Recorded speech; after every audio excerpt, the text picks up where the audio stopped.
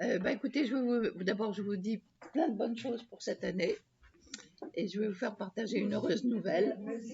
Il y aura la naissance d'encore un arrière-petit-enfant cette année et je l'ai appris hier soir. Voilà. C'est pour la fin de l'été ou pour l'automne? Au mois d'août, et c'est une petite fille qui est très courageuse, qui est sage-femme, qui, sur le plan, essaye de concilier son métier et sa foi. C'est pas évident. Et qui est mariée à un médecin militaire. Et elle va accoucher pendant que son mari sera au Mali. Alors, c'est le premier? Non, le troisième. Le troisième. J'ai aussi une petite fille qui va avoir un troisième au mois de mars. C'est bien. Voilà. Nous repeuplons la France. Et chose extra.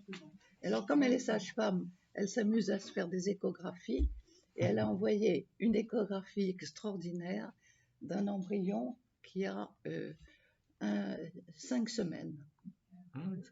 C'est extraordinaire. Je voudrais que vous montriez ça. C'est extraordinaire, mais c'est absolument magnifique. Tout petit. Petit tétard. Oui, tout petit. C'est extraordinaire. Vous êtes là dans l'admiration. Je veux dire, ça tombe très bien avec le texte qu'on va voir ce soir. J'ai pas lu le texte encore.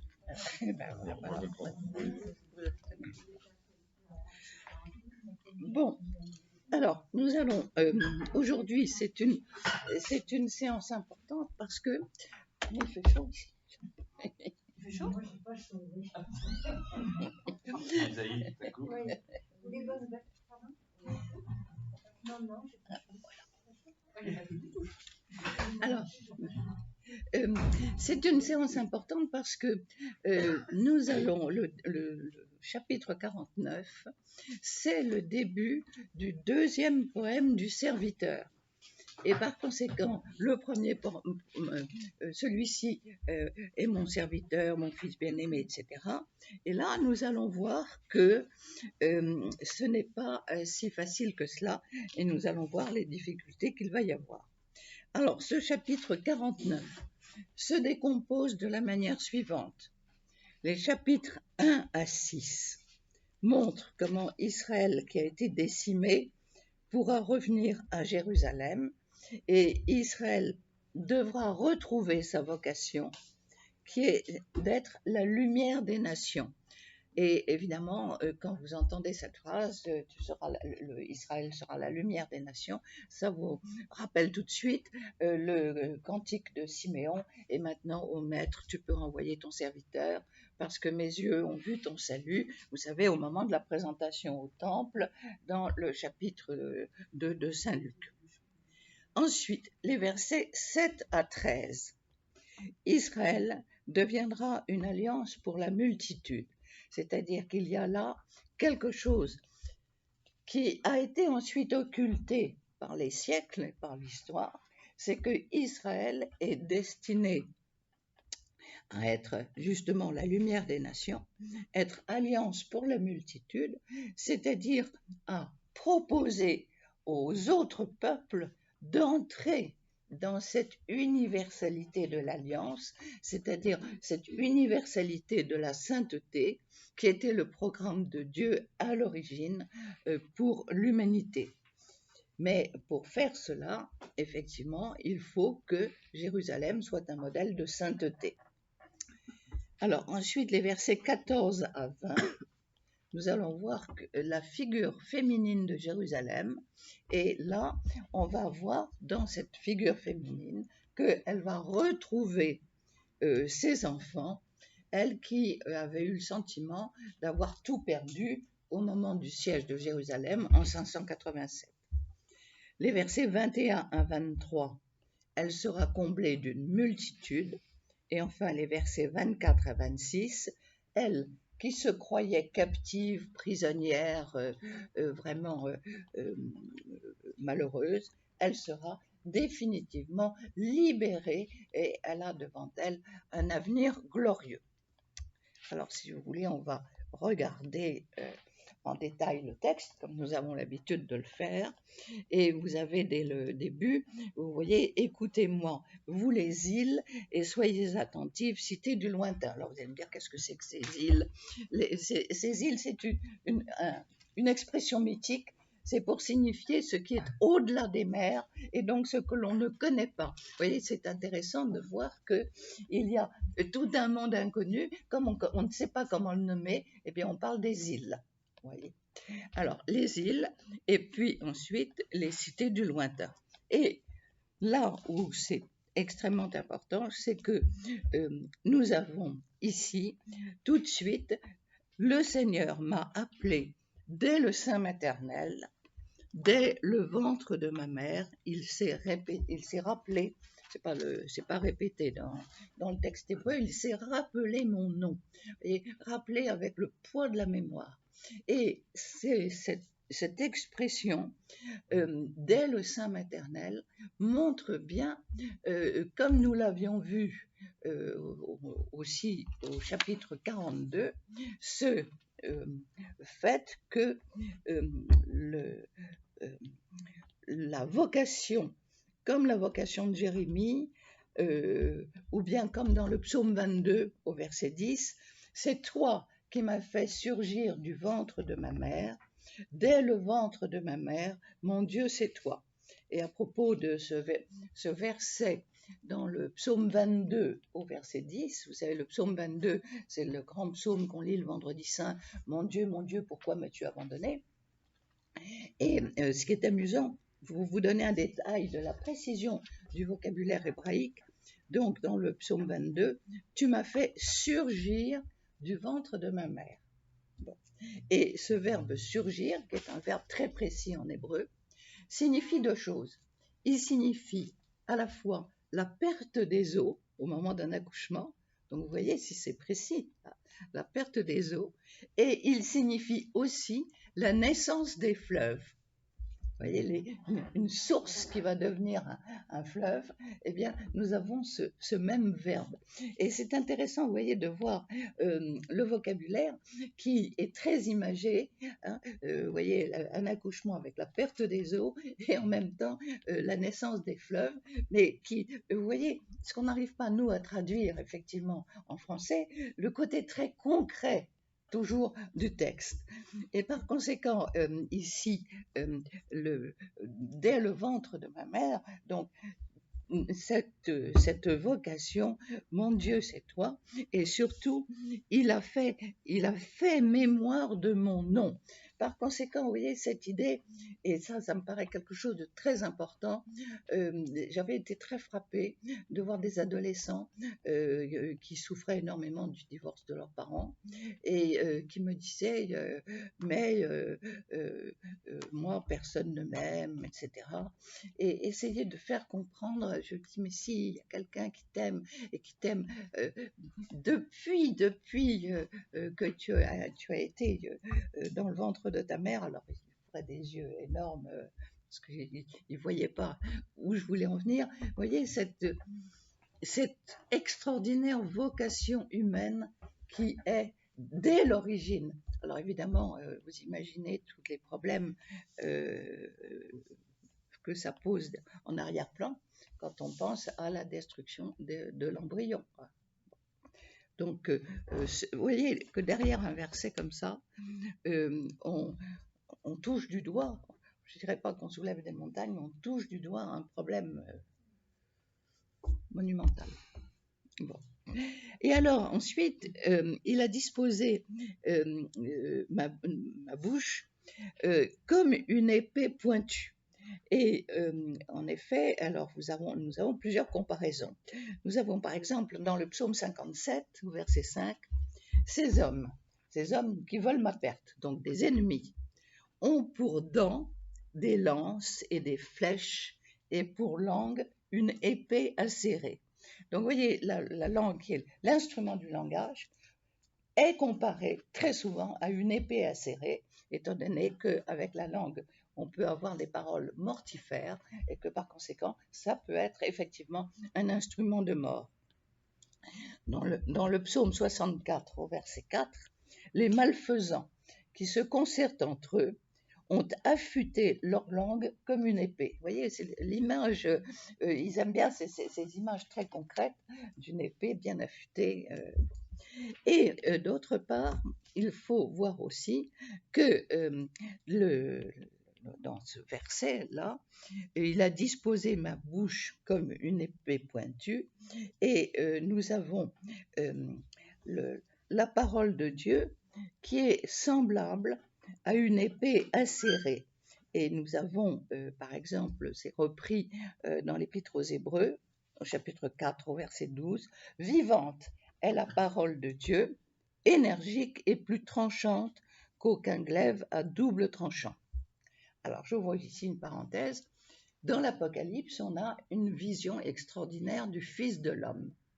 Et dans cette vision du Fils de l'homme, où on nous le décrit de la tête aux pieds, on nous dit qu'il a entre les dents et dans la bouche un glaive acéré.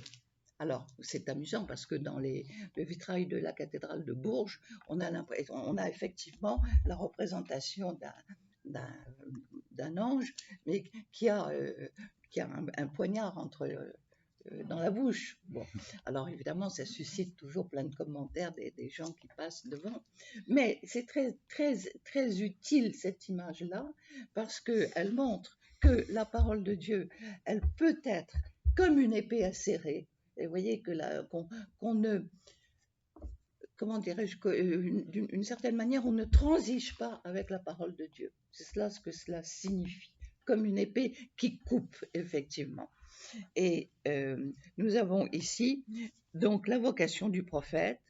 Dans l'ombre de sa main, il m'a disposé comme une flèche acérée, et dans son carquois, il m'a tenu caché. Autrement dit, à chaque fois que nous prenons la parole pour rendre témoignage, je sais bien, si vous voulez, je me rends bien compte de la difficulté qu'il y a à respecter la parole de Dieu. Bon, mais on voit bien l'exigence, et en même temps, on sait très bien, et vous le premier, Père, la difficulté qu'il y a à annoncer la parole de Dieu. Je peux dire le contraire. Bon, et immédiatement après, au verset 3, « Mon serviteur, c'est toi », et vous voyez que là, il est rappelé le nom d'Israël.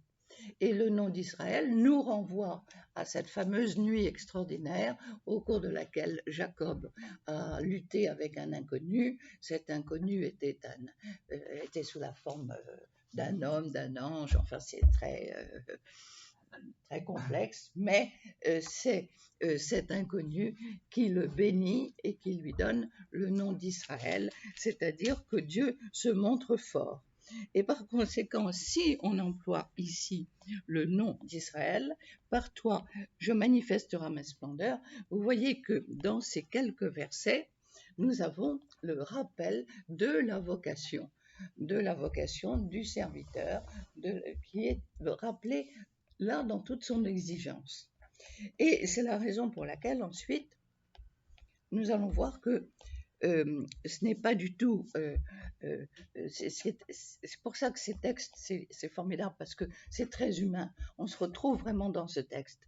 Bon, et moi je dis, ben c'est pour rien, c'est en vain. Je me suis fatiguée, j'ai cru que je faisais bien mon ministère, je ne l'ai pas fait bien du tout. C'est pour du vide, pour du vent que j'ai épuisé mon énergie. Et par conséquent, il y a l'expression de cette immense déception et le ressenti d'un échec. Et vous voyez, c'est très important en même temps pour nous, parce que le nombre de fois où on se dit j'ai raté, c'est pas ça ce qu'il fallait faire, etc. Et vous voyez, c'est bien exprimé. Ici, moi je disais, c'est en vain, et l'adverbe en vain est quelque chose, est un adverbe très puissant, c'est pour du vide. Je me suis donné beaucoup de mal, véritablement, pour l'échec. Et par conséquent, il y a un grand découragement. Et en fait, il doit reconnaître ensuite en fait, mon droit m'attendait auprès du Seigneur et ma récompense auprès de mon Dieu. Et alors là, c'est en même temps très utile pour nous parce que nous, on voit la relation qu'on a eue avec quelqu'un auprès de la personne auprès de laquelle on a voulu porter témoignage. Puis la conversation a tourné court, c'est un échec, fini, terminé. Bon, eh bien, donc, sentiment d'échec, c'est pour du vide, pour rien. Et il reconnaît, mais en fait, mon droit m'attendait auprès du Seigneur et ma récompense auprès de mon Dieu. Et en fait, cet échec qu'il vit dans la relation humaine, dans la prière, il trouve sa récompense dans la prière intime auprès du Seigneur. Vous voyez ce double mouvement qui est très, très utile pour nous parce que c'est là où nous nous rendons compte que ce n'est que dans la prière que nous allons trouver justement ce réconfort. À présent, en effet, le Seigneur m'a parlé, lui, alors répétition, vous voyez, qui m'a formé dès le sein maternel. C'est frappant de voir à quel point on insiste là-dessus pour être son serviteur et pour ramener vers Jacob vers lui, afin qu'Israël pour lui soit regroupé. Et nous retrouvons cette expression au verset 5. Dès lors, j'ai du poids aux yeux du Seigneur. Et vous vous souvenez qu'on avait vu cela au chapitre 43, au verset 4. Et au chapitre 43, au verset 4, c'est un verset très important. J'ai donné l'Égypte en rançon pour toi, la Nubie et Séba en échange de toi, du fait que tu vaux cher à mes yeux, que tu as du poids et que moi je t'aime. Et derrière ce mot poids, c'est le partage de la gloire de Dieu. Et par conséquent, dans une lecture chrétienne, vous voyez, ce qui est absolument extraordinaire, c'est que dans une lecture chrétienne, partager la gloire de Dieu, elle nous est donnée par le don du baptême. Donc vous voyez comment on peut, par le biais des sacrements, en même temps lire ce texte. Alors, et il m'a dit, c'est trop peu, au verset 6, que tu sois pour moi un serviteur, en relevant les tribus de Jacob, en ramenant les préservés d'Israël. Je t'ai destiné à être la lumière des nations, voyez, afin que mon salut soit présent aux extrémités de la terre. Et ce qui est très dommage, vous voyez, il y a ici une ouverture extraordinaire, une ouverture universelle, et malheureusement, les siècles suivants vont cadenasser cette ouverture. Le peuple juif va se recroqueviller sur lui-même. Ensuite, il va y avoir les relations difficiles avec les chrétiens. Mais ce côté d'une annonce universelle, ensuite, va être occulté par toutes les difficultés que connaîtra l'histoire d'Israël. Mais là, c'était déjà annoncé, et en même temps que mon salut soit présent aux extrémités de la terre, c'est ce qu'on trouve dans les Actes des Apôtres, où effectivement les apôtres auront le sentiment, en allant jusqu'en Espagne, jusqu'au fin fond de la Méditerranée, d'annoncer la parole de Dieu. Et surtout, le problème, si vous voulez, ramener, c'est bien ça le problème, ramener ceux qui ont survécu d'Israël, les préserver, c'est ceux qui ont survécu, parce qu'il faut bien voir qu'il y a eu le traumatisme de 587, au moment où Jérusalem et toute sa population est déportée en Babylonie. Là, on se trouve en 538, donc presque 2 générations après, où ceux qui voudront pourront revenir sur la Terre Sainte.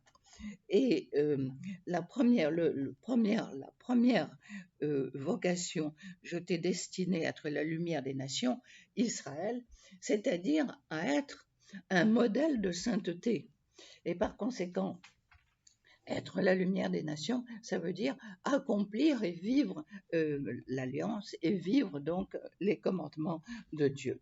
Et d'autre part, une chose qui est intéressante, un petit détail qui est intéressant, c'est que il parle des tribus de Jacob. Vous voyez, il y a des petits détails comme ça dans le texte qui sont très signifiants. On nous a parlé d'Israël, c'est pour nous renvoyer à Jacob et à la bénédiction que Jacob a reçue. Et là, on nous parle d'un serviteur en relevant les tribus de Jacob.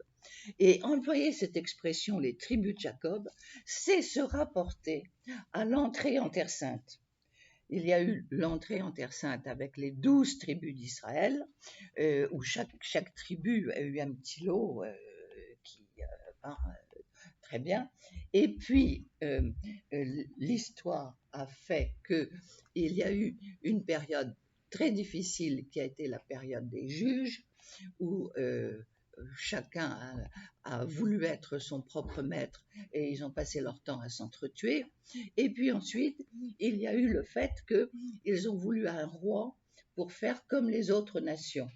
Et c'est là où nous avons le commencement de la royauté avec Saül. Et puis après, nous aurons David et Salomon. Pourquoi est-ce qu'il parle ici des tribus d'Israël? Pourquoi est-ce qu'il remonte si loin à l'origine? Parce qu'ensuite, il y a eu les tribus d'Israël, eh bien les tribus de Juda, elles se sont disputées et il y a eu un schisme. L'épisode David-Salomon, qui est mythifié comme la grande époque, comme nous avons le roi soleil et le grand siècle, n'est-ce pas? Eh bien, c'était la même chose avec le règne de David, mais à la fin du règne de David, quand Salomon à la fin du règne de Salomon, eh bien, il va y avoir une sécession entre le royaume du Nord et le royaume du Sud. Alors, vous imaginez déjà qu'ils n'étaient pas très nombreux et pas très forts, que face aux deux géants, qui étaient l'Égypte et qui était la Syrie, en se divisant en deux royaumes, évidemment, il était évident qu'ils allaient être dévorés, et l'un et l'autre, et c'est d'ailleurs ce qui s'est passé en 587. Mais vous voyez ici, derrière ces mots, rappeler les tribus de Juda, etc., c'était rappeler la vocation sainte d'Israël.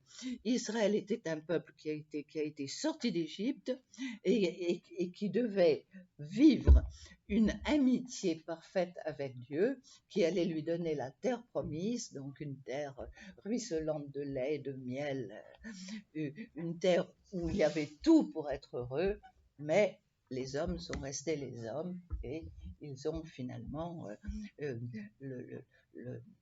le péché l'a emporté malgré tout.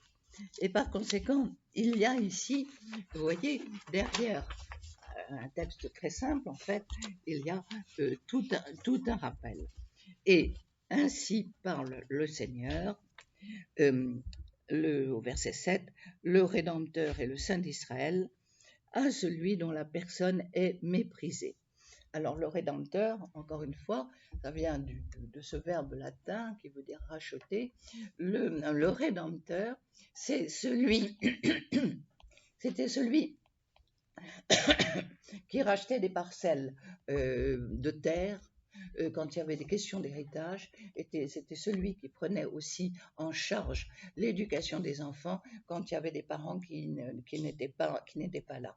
Donc le Rédempteur, c'est quelqu'un qui finalement remplit plus que le rôle du père, mais c'est une image très forte. Et le Rédempteur, le Saint d'Israël, en fait, ce fameux Rédempteur, encore une fois, qui peut être un tuteur, peut-être vraiment la grande force de ce texte, c'est de se dire, mais le tuteur d'Israël, c'est Dieu en personne. Et par conséquent, derrière ce terme-là, c'est pas tant, si vous voulez, il faut se détacher de tout ce que l'on met derrière le mot du sacrement de la rédemption, parce que le sacrement de la rédemption, c'est un sacrement, le terme de la rédemption, ça va être avec la passion du Christ, donc c'est plus tard. Pour l'instant, vous voyez, c'est celui qui s'occupe de tout pour que nous survivions. Voilà, le mot qui est employé ici, c'est cela ce qu'il veut dire. Après, il aura effectivement une importance théologique absolument capitale. Mais on peut très bien, justement, quand on le lit ici, évidemment, du coup, dans une lecture chrétienne, le Rédempteur, le Saint d'Israël, eh bien, faire le rapprochement avec le serviteur aussi, dans la personne du Christ. Alors, à celui dont la personne est méprisée. Alors, la personne est méprisée, par exemple, justement, dans le fameux psaume 22, qu'on dit le jour du vendredi saint, « Mon Dieu, pourquoi m'as-tu abandonné ?» Il y a un moment où cet homme, qui est accusé par tout le monde, dit « Et moi, je suis un ver de terre, je suis une larve et non plus un homme, et tous ceux qui me voient, tous ceux qui me regardent se moquent de moi. » Mais ce qui est très, très amusant, c'est cette image du ver de terre. L'idée de qu'est-ce qu'un homme? C'est juste une larve. Bon. Et pour vous montrer le poids de ce mot, il se trouve que dans Isaïe, au chapitre 14, au verset 11, on a une description de ce qui va se passer pour le roi de Babylone. Bon.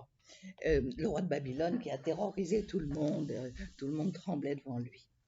Et voilà que le prophète lui annonce, toi aussi, tu seras sans force, comme nous, tu es semblable à nous.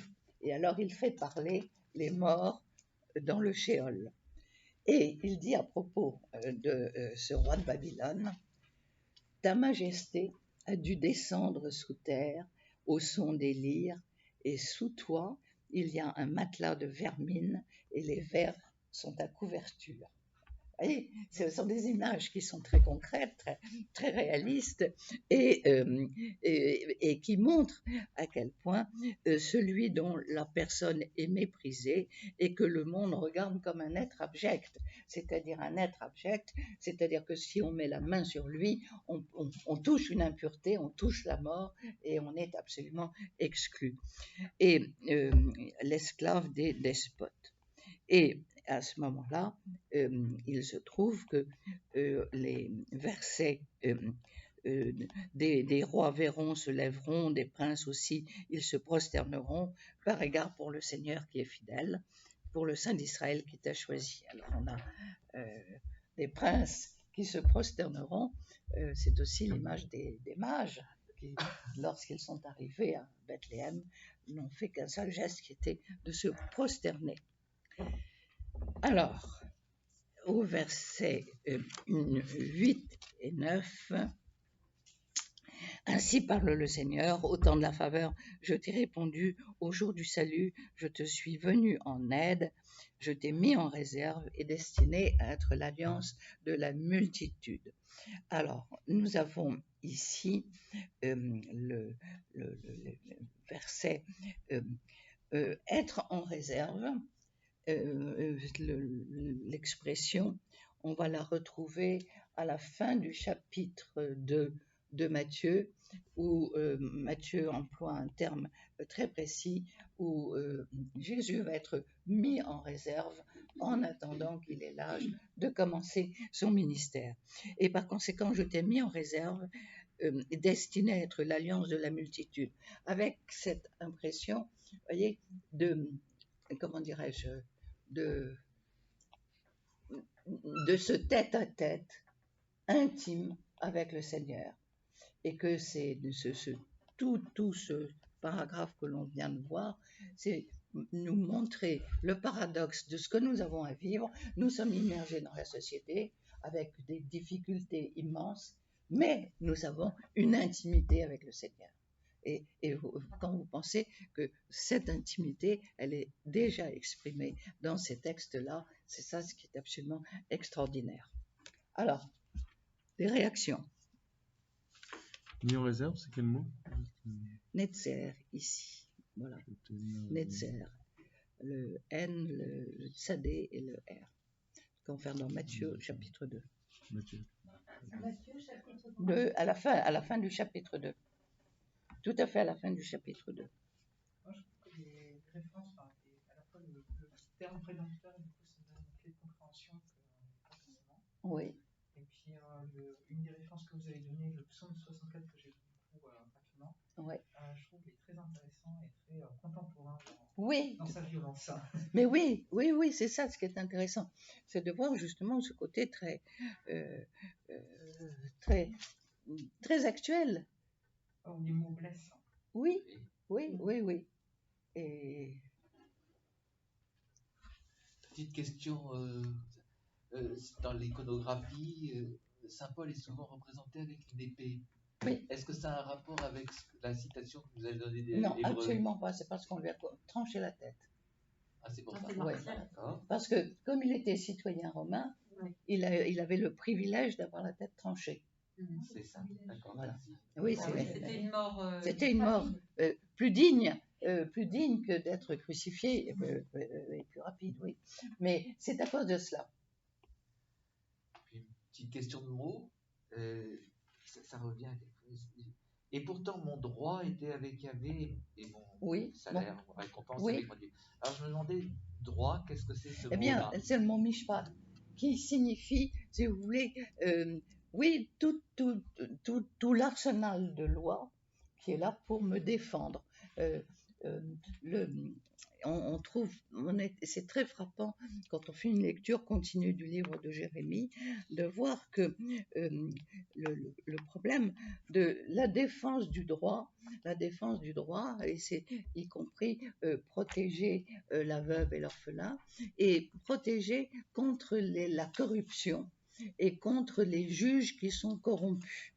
Et par conséquent, ce mot, mon droit, est quelque chose qui est très important parce que c'est tout l'ensemble, tout l'arsenal juridique qui fait que chaque personne est un citoyen à part entière.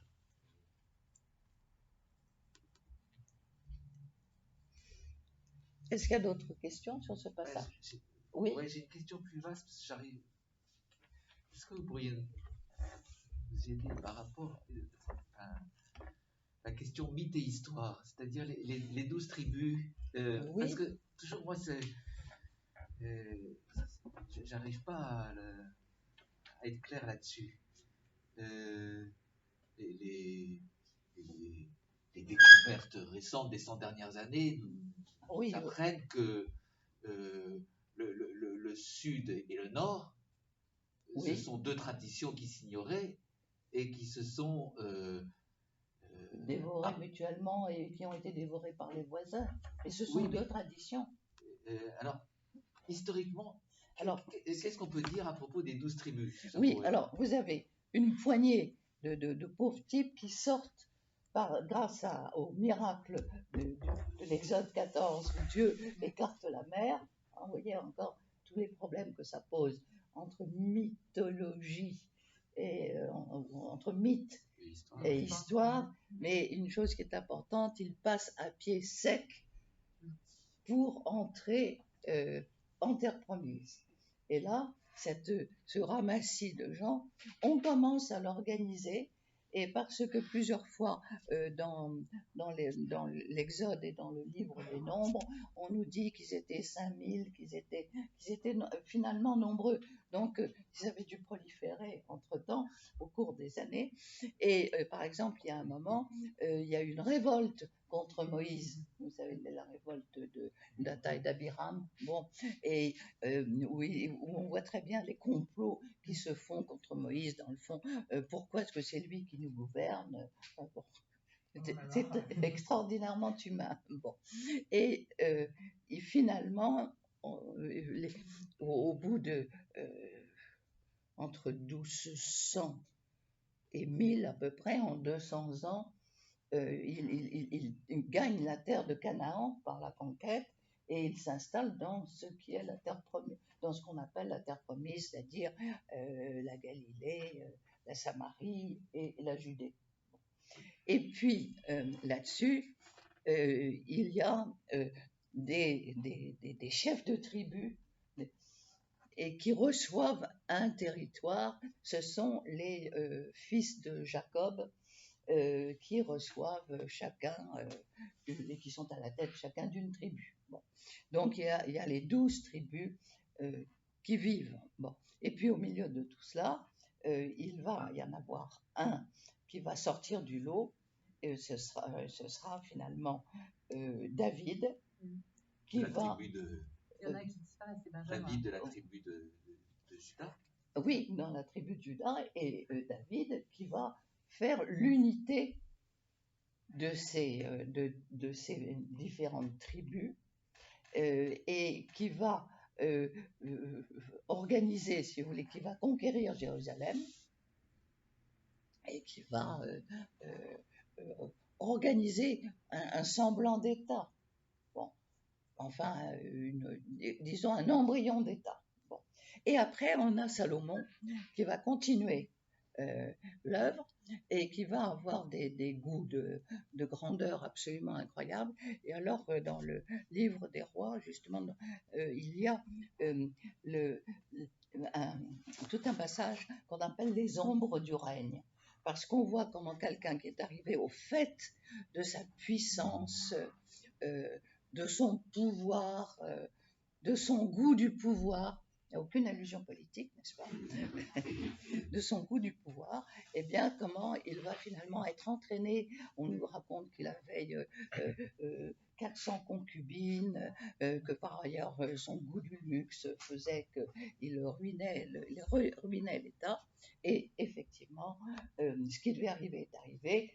À sa mort, il va y avoir un schisme, c'est-à-dire qu'il va y avoir les 10 tribus qui vont former le royaume de Juda, le royaume d'Israël au nord, avec Samarie comme capitale, et au sud, il y aura le royaume de Juda, avec Jérusalem comme capitale. Mais en Ne comptez pas, Christine, et des loups. Mais il manque les Benjamins. Les Benjamins. La tribu de Benjamin. Il y a 10 tribus pour le nord. Il y a 10 tribus pour le nord et 2 tribus pour le sud. 2 tribus pour le sud. Et il y en a une qui disparaît, c'est celle de Benjamin. Voilà. Ah, ça, c'était avant. Voilà. Non, c'est au moment du schisme. C'est au moment du schisme. Au moment du schisme, tout éclate. Benjamin, quoi, c'est le 13e? Et en 728. Il était dans le royaume d'Israël, il faisait partie des 10, non? Il faisait partie des 10, Benjamin? Bah, écoute, il faut que je revoie. En 728, la capitale Samarie tombe aux mains des Assyriens. Donc, en 728. Donc, tout le royaume du Nord est du coup occupé par la Syrie. Et il y a une espèce de syncrétisme qui s'établit entre la Syrie et puis ceux qui étaient une population d'Israël, ils faisaient partie d'Israël. Et le problème, c'est qu'il y a à ce moment-là l'idolâtrie qui règne et l'abandon de Dieu. Si bien que ensuite, ce qui fait la spécificité d'Israël, c'est-à-dire le culte, la prière au Dieu unique et 3 fois saint, c'est recroquevillé dans le royaume du Sud, c'est-à-dire le royaume de Juda, avec Jérusalem comme capitale. Et Jérusalem et ce petit territoire est la proie à la fois de l'Égypte et à la fois de la Babylonie. Et par conséquent, en 587, c'est fini, puisque toute la population, Jérusalem est complètement détruite, le temple est complètement détruit, et la population part en exil. Et c'est cela, ce que nous lisons, c'est en 538, quand arrive un nouveau souverain, Cyrus, roi de Perse, et on avait vu ça pendant le premier semestre, qui a une vision assez moderne et contemporaine pour que les gens, pour respecter, je dirais pas, le droit des peuples à disposer d'eux-mêmes, vous voyez, parce que ça serait un horrible anachronisme, mais c'est quand même un petit peu ça.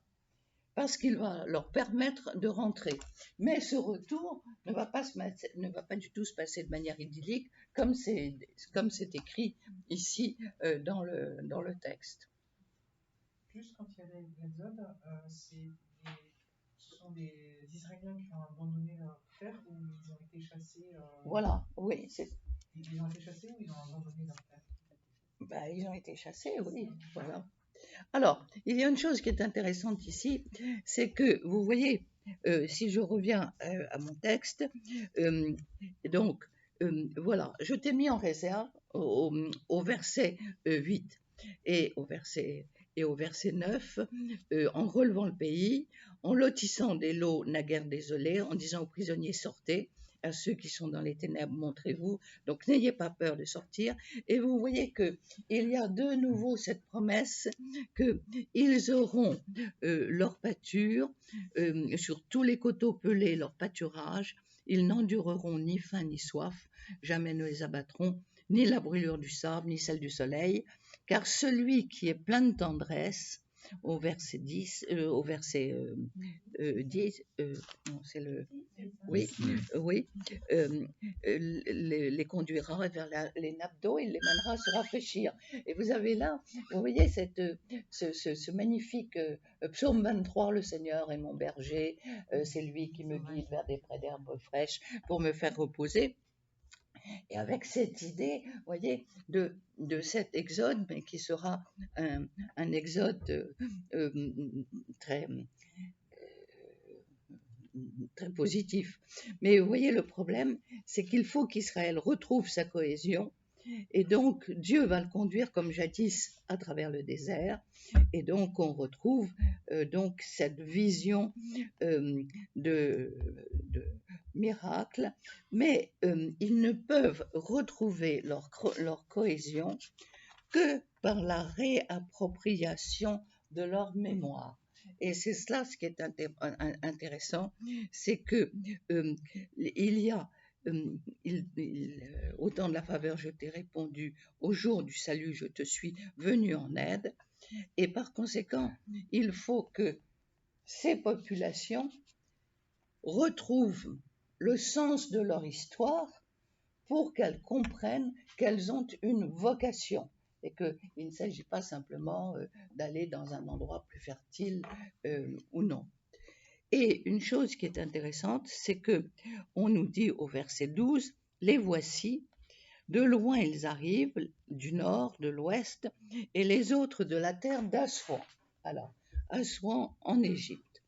Et Assouan en Égypte, il se trouve qu'il y avait là une colonie israélite en Haute-Égypte. Vous vous rendez compte qu'à cette époque-là, déjà, il y avait toute une diaspora juive dans toute la Méditerranée.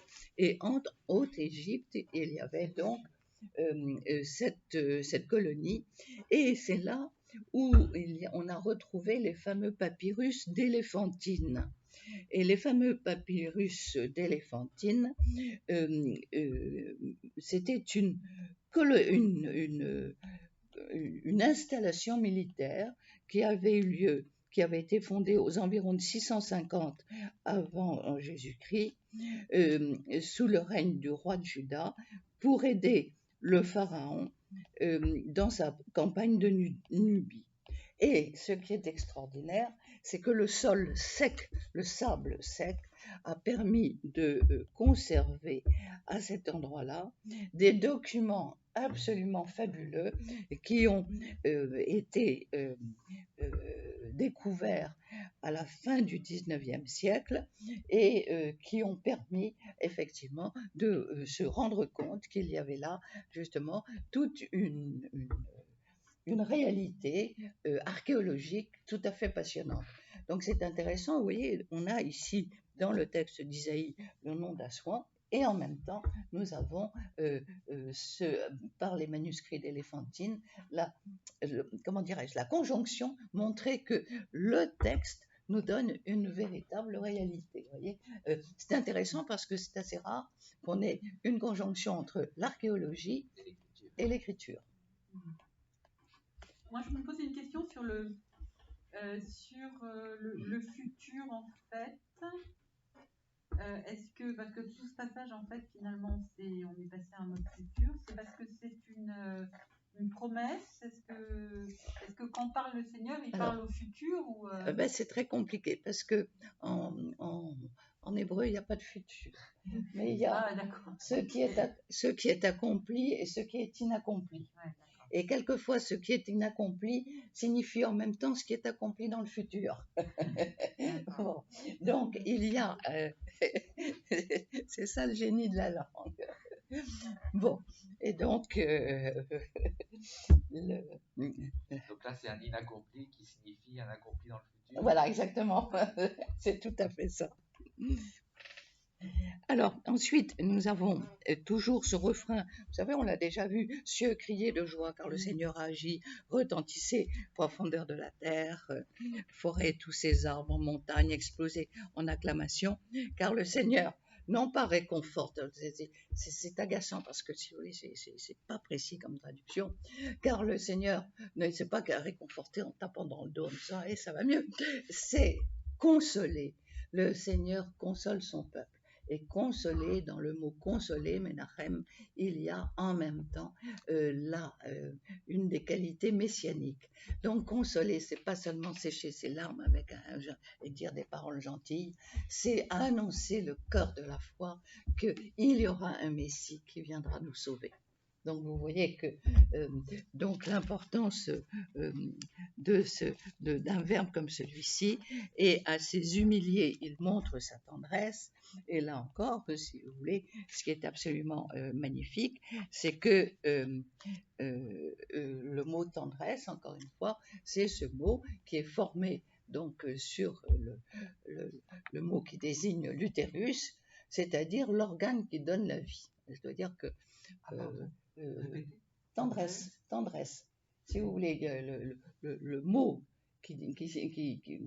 c'est, il y a trois lettres, trois consonnes. Il y a le R, il y a le Ré et il y a le M. Bon, Rérem. Et la tendresse, c'est ce mot-là au pluriel. Rérem. Et ce qui est extraordinaire, c'est que ce mot tendresse exprime, si vous voulez, toute la puissance maternelle de vie, voyez. Et par conséquent, je trouve qu'il n'y a rien de pire quand on dit oui, le Dieu de l'Ancien Testament, c'est un Dieu qui est méchant, qui est jaloux, qui punit, alors que, vous voyez, on découvre à travers ces textes, ben non, c'est un Dieu justement. Et pour essayer d'exprimer cette tendresse, à travers, si vous voulez, la tendresse que la femme donne en donnant la vie. C'est ça. Il est un Dieu qui donne la vie. Et pour pouvoir exprimer cela, on va tout de suite trouver cette expression. Juste redis, c'est le verset combien en fait de votre tendresse est présent? Comment? J'arrive pas à le retrouver. 13. Alors, je ne sais pas comment vous l'avez dans votre traduction. C'est au verset 13, à la fin du verset 13. Il montre... Il console, il montre. Qu'est-ce que vous... Dans la liturgie, il y a il console, et après, il y a compassion. Oui, compassion. Compassion, mais compassion, le mot français compassion signifie souffrir avec. Vous voyez, déjà au verset 10, moi j'ai déjà au verset 10 la tendresse. Oui. Oui, c'est vrai. Oui, ça donne beaucoup. Mais vous voyez, c'est intéressant de voir les nuances dans le vocabulaire. Compassion, c'est souffrir avec. Donc c'est un mot dans lequel il y a le sentiment de souffrir. C'est la traduction du latin, hein, compassion. Bon. Alors que tendresse, c'est le don de la vie. Et nous, il y a une pitié, c'est le mot pitié. Oui, aussi, prendre en pitié. Mais tout ça sont des interprétations, si vous voulez. Il faut voir, c'est l'intérêt de voir le texte en hébreu. C'est justement cette précision de langage, et une précision de langage qui est d'une richesse absolument formidable. Et c'est en fait comme cela que j'ai pu entrer dans le texte et découvrir, si vous voulez, cette puissance d'amour, cette puissance de vie, alors que j'en étais resté à effectivement cette idée de souffrance, toujours cette idée qu'il fallait souffrir pour, ben non, où Dieu donne la vie par amour. C'est très bizarre de lire le texte en français sans ces clés de lecture. Voilà, ben oui, c'est pour ça qu'on le fait. Ce qu'on ne peut pas dire avant, dans l'Église catholique, en fait, on n'était pas du tout proche des textes, on ne lisait pas du tout, et c'est pour ça que on parlait beaucoup de culpabilité, de souffrance. Oui, tout à fait, tout à fait. Quand on a découvert les textes, Oui. Peut-être qu'on s'est ouvert à autre chose et finalement de plus évangile. Oui. Oui, oui. C'est plus charitable à partir du moment où on les a vus. Oui, mais quand on est. Moi, je me rappelle au catéchisme, on ne disait pas. Et en plus de ça, on vous apprenait des trucs et on ne cherchait pas du tout à ce que les enfants comprennent. Et moi qui avais l'esprit toujours à dire je ne comprends pas, je dois dire t'as pas besoin de comprendre, il suffit. Ah, voilà. J'ai trouvé un. Je crois que j'ai pris mon cahier là. Oui. Je sais pas si c'est là-dedans. Mais ça veut dire souvent si les pasteurs ne connaissent pas de texte. Le pasteur, c'était souvent des. Ah oui. Des alors attendez,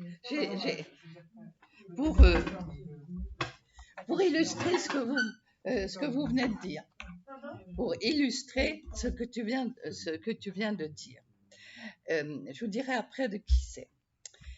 L'incompréhensibilité du propos théologique est responsable du déficit d'appropriation de la parole de Dieu de la part des enfants au catéchisme. Nous nous contentons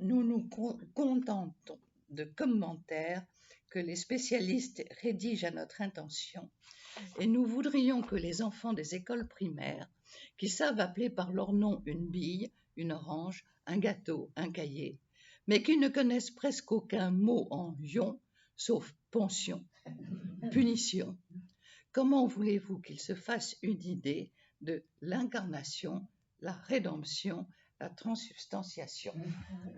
Alors, ça c'est absolument extraordinaire. Figurez-vous que c'est une citation de François Mauriac et qui date de 1938. Wow, c'est très contemporain. Mais c'est voilà, exactement. Voilà. Et vous voyez comme ça correspond exactement à ça. Je suis tombée sur cette citation. Alors, j'ai trouvé cette citation parce qu'il y a un livre tout à fait passionnant qui vient de sortir et qui s'appelle François Mauriac face à l'Église catholique. Alors, c'est très intéressant parce qu'il naît dans les environs des années 80 et il meurt en 1960, non, peut-être un petit peu plus tard, 90, et il meurt en 1970. Bon. Et par conséquent, il est témoin de toute l'histoire de l'Église. Et ce qui est assez extraordinaire, c'est que, alors qu'il est exaspéré par l'attitude du pape, par des prises de position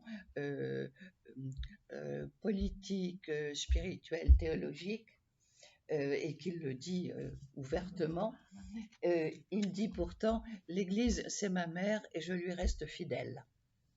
Et c'est assez extraordinaire de voir comment cet homme réussit à transcender ces sentiments pour dire bien que je ne sois pas d'accord, eh bien c'est l'Église et je lui reste fidèle. Et ça c'est un témoignage de foi formidable. Parce qu'il est très engagé dans la crise des prêtres ouvriers, il est très engagé dans des affaires politiques, etc. Mais l'Église... mais vous voyez, en 1938, il est capable de voir ça. Alors, on a encore un petit peu de temps. Tant que vous voulez. Bon. Bon, alors attention, parce que après, on va passer à partir du verset 14 à tout à fait à un autre registre. Nous allons entrer dans le registre féminin et nous allons voir la figure de Sion, le Sion qui est l'épouse de Dieu. Vous savez que il a chez les prophètes précédents, pour essayer d'expliquer cet amour que Dieu nous porte, eh bien, le prophète Osée a été le premier à choisir l'image d'un amour conjugal, et d'un amour conjugal qui serait d'un Dieu qui est l'époux de Jérusalem. Alors, c'est un vocabulaire symbolique, c'est une image symbolique, mais c'est une image qui est pleine de force.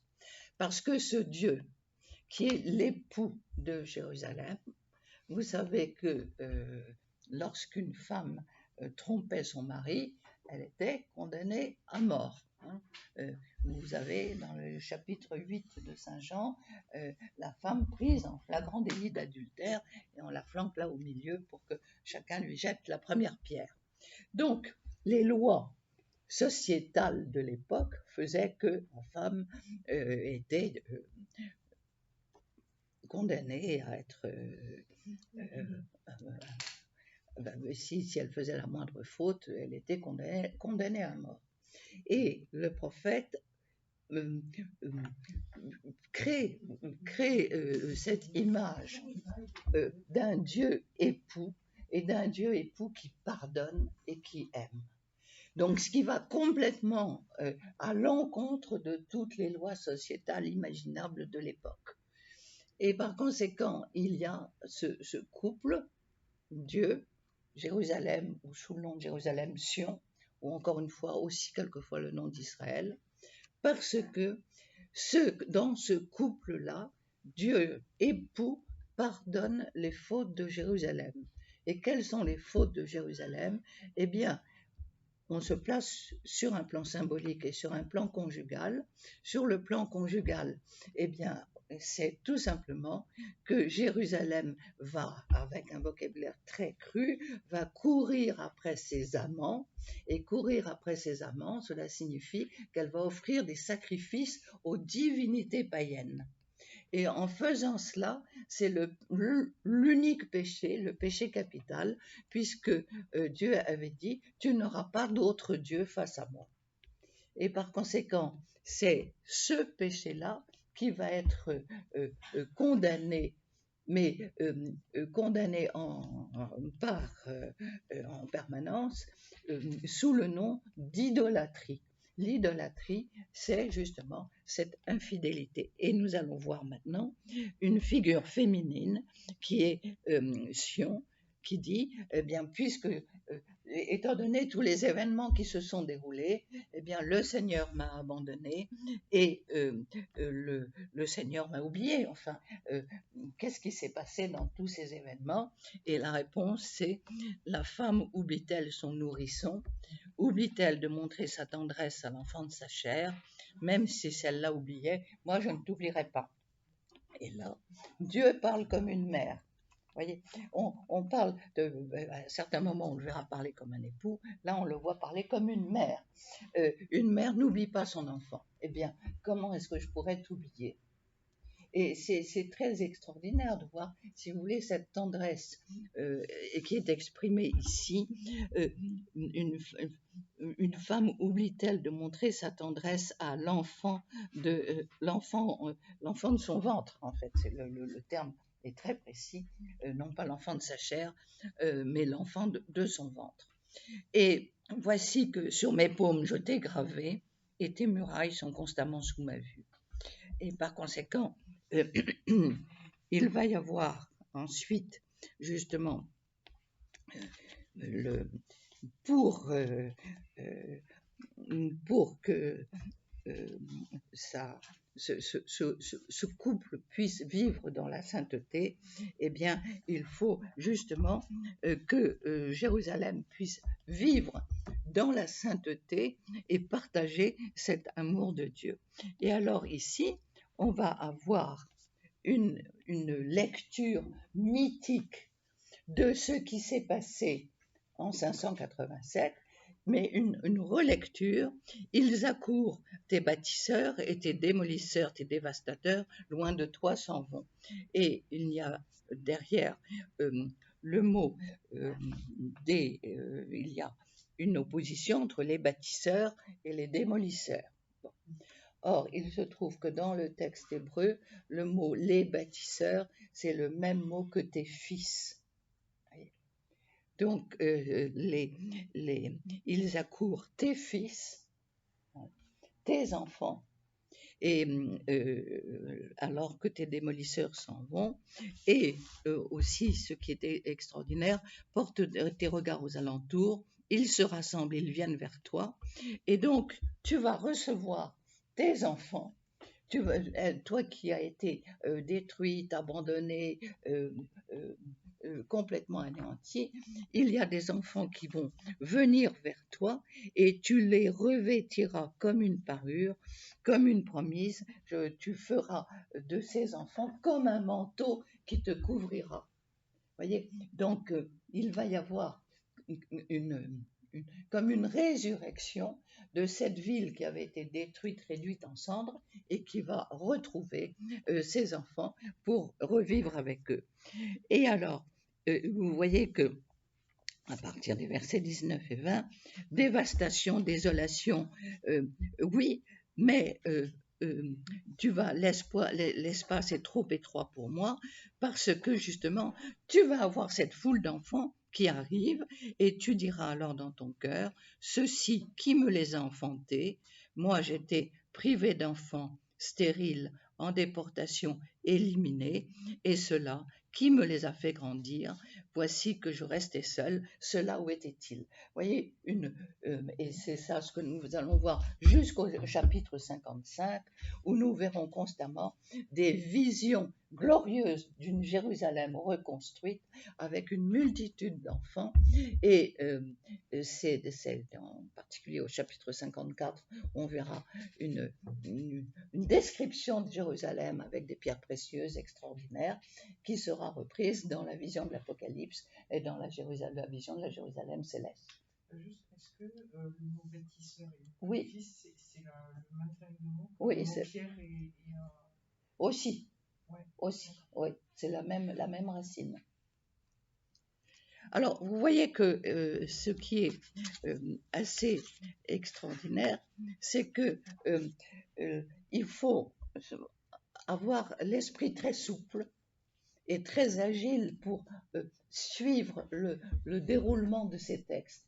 Et je pense que nous n'avons pas assez d'imagination pour entrer dans les images qu'ils représentent au fur et à mesure. Il n'y a pas de suite logique. Vous avez bien vu qu'il n'y avait pas de suite logique, mais il y a à chaque fois, si vous voulez, des images qui nous surprennent et qui peuvent avoir un sens particulier pour nous. Et c'est ça l'intérêt de ces textes. Désir de vivre. Oui, c'est ça ce qui est formidable. Et c'est ça ce qu'expriment ces textes. Alors encore une fois, que c'était des gens qui étaient vraiment dans le dénuement, le désarroi, qui vont regagner leur terre, mais dans des conditions qui vont être extrêmement difficiles, parce que ça ne sera pas du tout une allée verdoyante qui va les conduire dans le désert comme ça. Et quand ils vont revenir en terre promise, ça va être très compliqué, parce que les terres qu'ils espéraient retrouver, elles sont occupées. Et par conséquent, il va y avoir évidemment des difficultés, des conflits. Mais ces textes-là, ils sont absolument magnifiques, parce qu'ils nous font découvrir cet amour de Dieu qu'on n'avait pas l'habitude de connaître dans ces expressions de tendresse, à travers la vision des enfants, à travers la vision de la femme, à travers la vision du couple.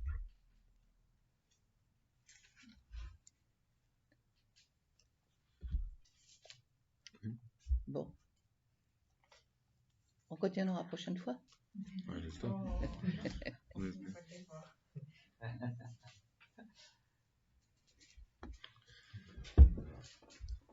Est-ce qu'en guise de prière, on peut peut-être juste relire le texte? La parole tranchante, l'épée des tranchants, ça peut être beau, non? Juste, je sais pas, de l'écouter.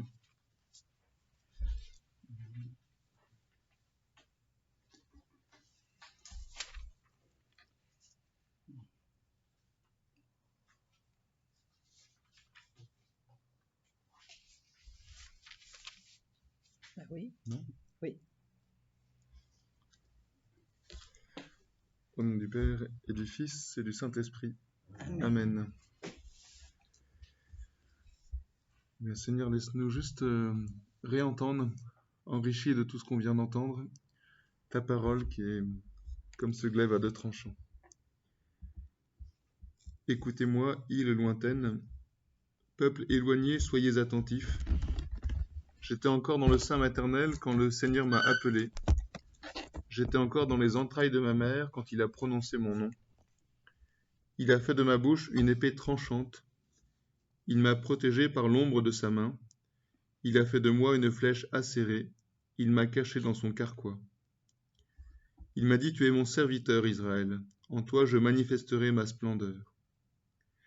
Et moi je disais, je me suis fatigué pour rien, c'est pour le néant, c'est en pure perte que j'ai usé mes forces. Et pourtant mon droit subsistait auprès du Seigneur, ma récompense auprès de mon Dieu. Maintenant le Seigneur parle, lui qui m'a façonné de sein de ma mère, pour que je sois son serviteur, que je lui ramène Jacob, que je lui rassemble Israël. Oui, j'ai de la valeur aux yeux du Seigneur, c'est mon Dieu qui est ma force. Et il me dit, c'est trop peu que tu sois mon serviteur pour relever les tribus de Jacob, ramener les rescapés d'Israël.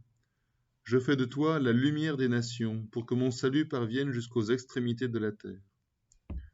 Ainsi parle le Seigneur, Rédempteur et Saint d'Israël, aux serviteurs méprisés, détestés par les nations, esclaves des puissants. Les rois verront, ils se lèveront, les grands se prosterneront à cause du Seigneur qui est fidèle, du Saint d'Israël que tu as choisi. Ainsi parle le Seigneur. Au temps favorable, je t'ai exaucé, au jour du salut, je t'ai secouru. Je t'ai façonné, établi pour que tu sois l'alliance du peuple, pour relever le pays et restituer les héritages dévastés. Dire aux prisonniers, sortez, aux captifs des ténèbres, montrez-vous. Au long des routes, ils pourront paître, sur les hauteurs dénudées seront leurs pâturages. Ils n'auront ni faim ni soif, le vin brûlant et le soleil ne les frapperont plus. Lui, plein de compassion, les guidera vers les eaux vives. De toutes mes montagnes je ferai un chemin, et ma route sera rehaussée. Les voici, ils viennent de loin, les uns du nord et du couchant, les autres des terres du sud. Cieux, criez de joie, terre exulte, montagnes éclatez en cris de joie, car le Seigneur console son peuple, de ses pauvres il a compassion. Jérusalem disait, le Seigneur m'a abandonné, mon Seigneur m'a oublié. Une femme peut-elle oublier son nourrisson, ne plus avoir de tendresse pour le fils de ses entrailles? Même si elle l'oubliait, moi je ne t'oublierai pas. Car je t'ai gravé sur les paumes de mes mains, j'ai toujours tes remparts devant les yeux. Ils accourent tes serviteurs, tes démolisseurs, tes dévastateurs, ils s'éloignent de toi. Lève les yeux alentour et regarde. Tous ils se rassemblent et viennent vers toi. Par ma vie, oracle du Seigneur, tous ils seront comme une parure que tu revêtiras autour de toi, comme la ceinture d'une jeune mariée. Gloire au Père, et au Fils, et au Saint-Esprit, pour les siècles des siècles. Amen. Le Seigneur soit avec vous. Et avec votre esprit. Que Dieu Tout-Puissant vous bénisse, le Père, et le Fils, et le Saint-Esprit. Amen.